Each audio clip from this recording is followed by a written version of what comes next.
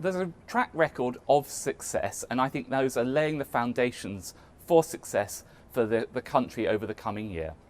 What message was he trying to send following in the footsteps of Steve Bannon and Viktor Orban as one of the guests of honours at a rally of a proto-fascist party in Italy? Well, I think that's an extraordinary characterisation of what I believe was the Prime Minister attending an AI summit, which is exactly what Meloni, that party of Italy, has is done a descendant of the fascist party, and she has praised Mussolini as a good politician. The summit in the UK.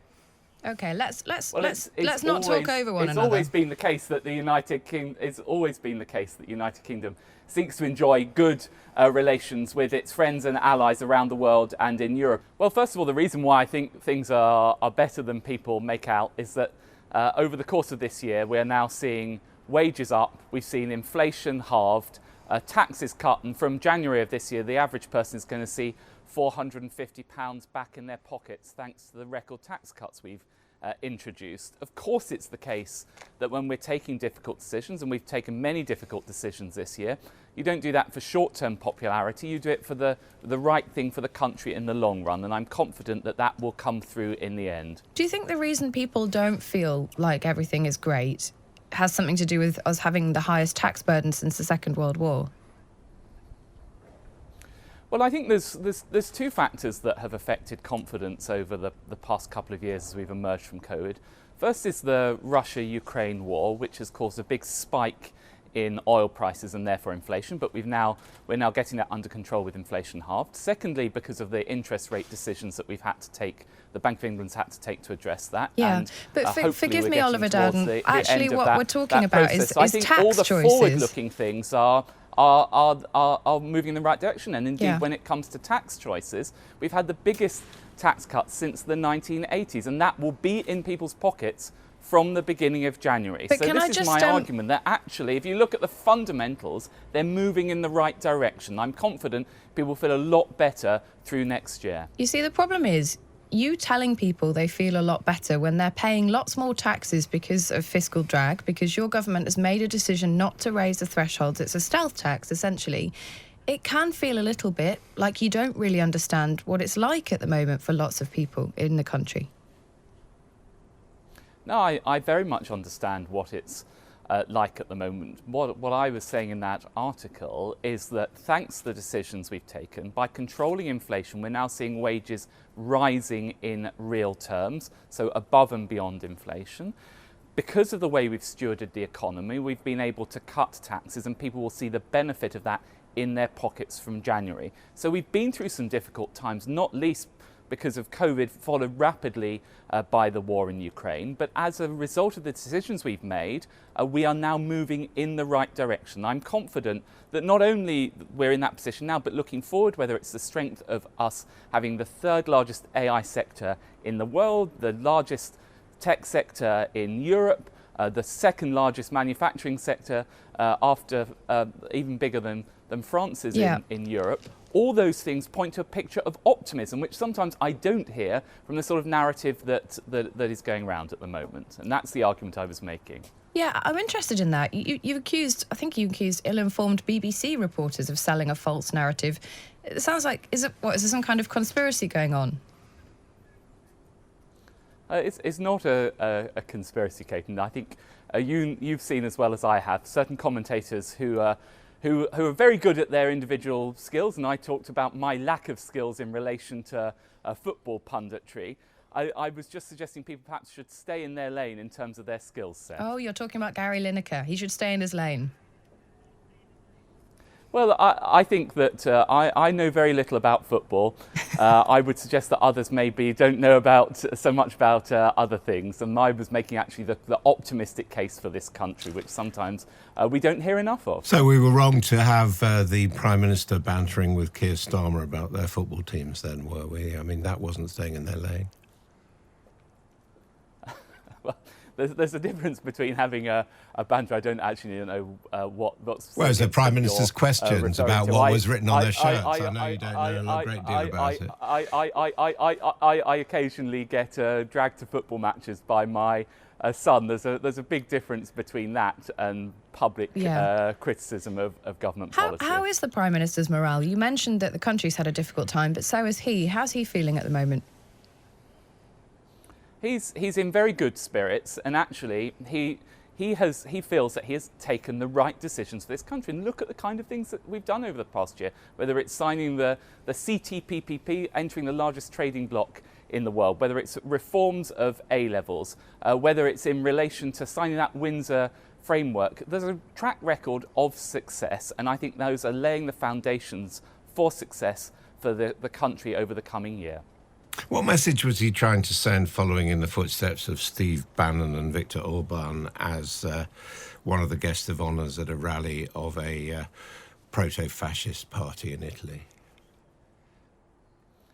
Well, I think that's an extraordinary characterisation of what I believe was the Prime Minister attending an AI summit, which is exactly what Meloni, that party is a descendant of the fascist party, and she has praised Mussolini as a good politician. In the UK.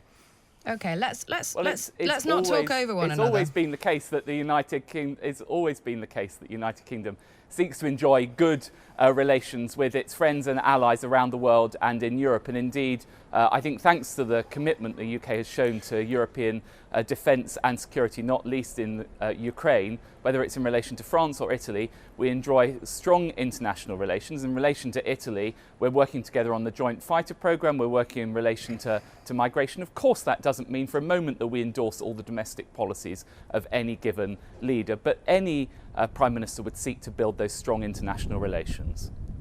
Let's talk about Rwanda, because it's obviously been a big week. We've got two Conservative MPs joining us shortly for a chat about where the route forward is for the Prime Minister. Where do you think the compromise lies? What kind of amendment could you see working? Well, I think this is a good piece of legislation, and the reason why it's a good piece of legislation is it ends this vicious cycle of these constant legal challenges by taking the treaty we've agreed with Rwanda, make it clear that Rwanda is a safe country, and removing the obstacles for people who've arrived in this country illegally and can't be deported back to their home country to deport them to Rwanda. Now, the Prime Minister and the Home Secretary have gone through a strong process of shaking this legislation, making sure we've got the best possible legislation. But of course, if it's the case, as is always the case with legislation, that ideas can come forward to improve that legislation, of course we will look at those measures. But what I would say is that I do think this legislation is in a pretty good place. Could you see a situation where the government says, you know what, we tried, this just isn't working, it's time to look at a different plan, just to scrap Rwanda completely? No, I can't see that happening. And actually, that is essentially the argument that's being made by the Liberal Democrats and the Labour Party, who, to a woman and man, walked through those lobbies and voted against legislation to control illegal migration.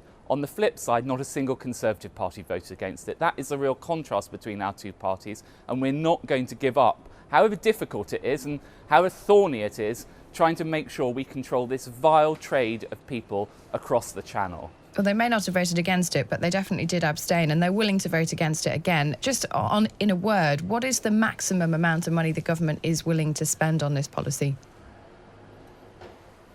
Well, we will spend whatever is required to make sure that we can control this vile trade in people trafficking. These are the worst people on the earth who are actually taking people across the Channel, profiteering from it, sometimes sending them with half a tank full of fuel, so that the boat gets stuck halfway across the Channel. We need to stop this, and we need to restore confidence in our migration system. Now, we've made progress with controlling legal migration. It's down by a third, but this is an important part of our plan to make sure we restore control to our migration system. Couldn't transforming them across the world into Rwanda and paying the Rwandans to take them be seen as trading in people as well?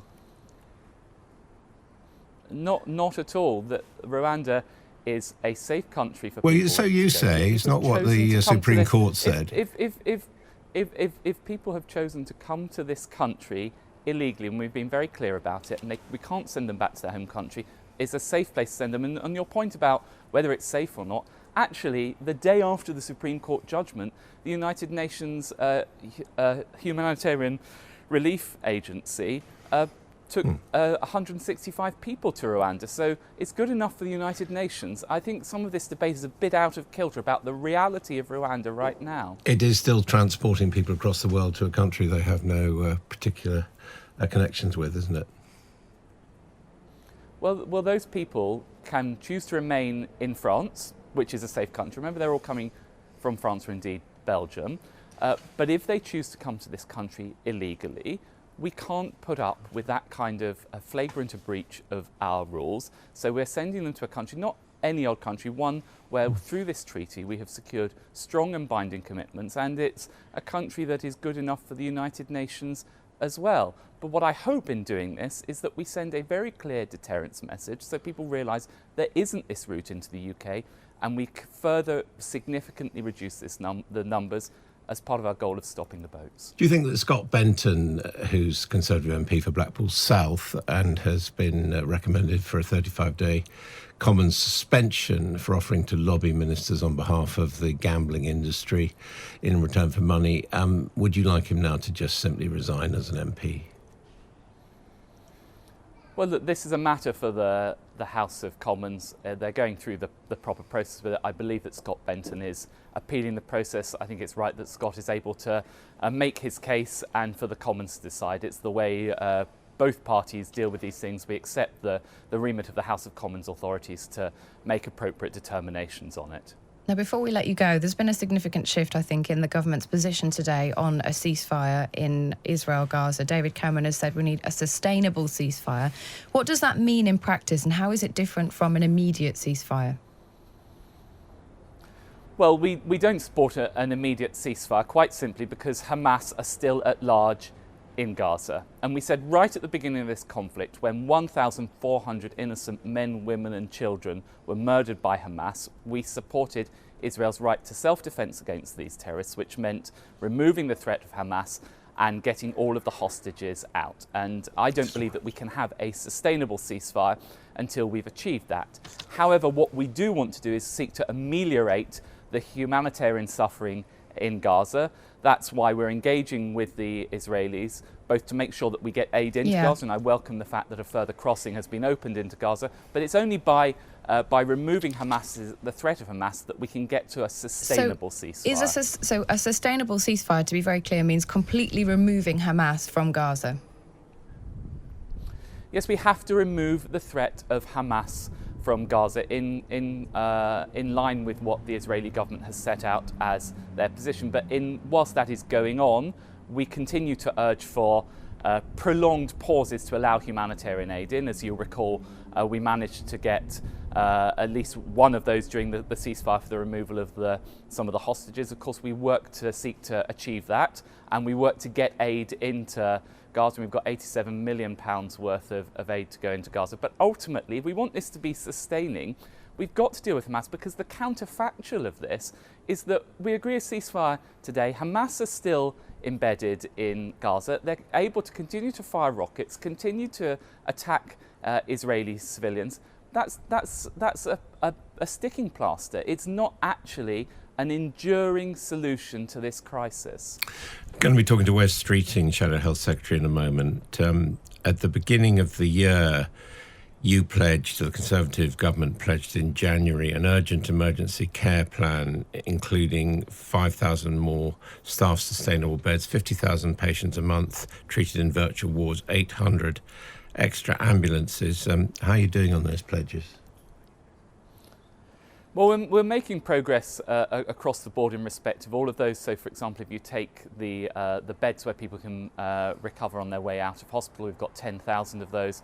We're on course for getting an extra 5,000 beds into our hospitals. We've invested almost £20 billion extra this year alone, and we've announced our long-term workforce plan for the NHS. But it is the case that we continue to battle against two headwinds. One is the aftermath of COVID and all those delayed operations that are still working their way through the system, and the other one is the doctors' strike. Now, we've made progress with the nurses' strike, and that's thankfully stopped. Hopefully the consultants will vote in favour of that, the package to stop their strikes, but this is putting huge pressure on the NHS still.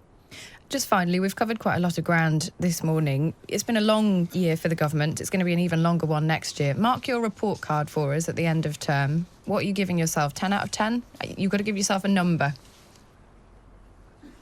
Well, I think let's go through each of the pleasures. Inflation halved exactly as we promised to do it. Small boats down by a third. Not stopped, if though. you look at the debt is continuing to fall. If you look at the numbers set out in the Chancellor's autumn statement, actually the latest figures on the performance of the economy shows that it's been much stronger in its bounce back, and I think will do much better for the reasons that I set out to you. So I think if you look across all of those measures, we are making progress, but of course there is more to do. But I'm confident that thanks to the difficult decisions we have made this year, we'll make further progress next year, and people will recognise ultimately that is the choice that they will be facing. A country that is a government that is willing to take the difficult decisions, however challenging they are, to get us to the right place. And Labour and the Liberal Democrats, who on each of those choices have either ducked it or voted against it, because Keir Starmer thinks that he can, as Roy Jenkins said, you remember before 97, just carry that Ming vase across the slippery floor, do nothing to upset anyone, and not actually set out a plan to deal with the challenges facing this country. And I don't think ultimately he'll be rewarded by the British people for his failure to set out a clear plan for our country.